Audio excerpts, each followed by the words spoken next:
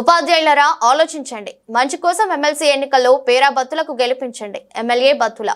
టీచర్లందరూ కూడా గుర్తుంచుకోవాల్సినటువంటి విషయం, నా విన్నపం టీచర్లకి ఏంటంటే, మీరు గురువులు బాగా గుర్తు చేసుకుని ఈ యొక్క కూటమి ఎమ్మెల్సీ అభ్యర్థిని గెలిపించాల్సినటువంటి అవసరం ఉంది. ఎక్కడ ఎలాంటి ప్రలోభాలకు లోను కావద్దని చెప్పి మిమ్మల్ని అందరూ కూడా విన్నవించుకుంటున్నాను నేను.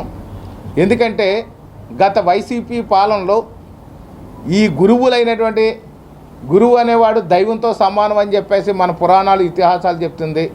అలాంటి పరిస్థితుల్లో ఈ గురువులందరినీ కూడా దగ్గర పెట్టి మందు అందించిన విషయాన్ని మీరు అందరూ గుర్తు చేసుకోవాలి. ఈ యొక్క లిక్కర్ని, బ్రాందీ, విస్కీ, జిన్ను ఇవన్నీ దగ్గరుండి మీ చేత అందించినటువంటి వైసీపీ ప్రభుత్వాన్ని మీరు ఒకసారి గుర్తు చేసుకోవాలి.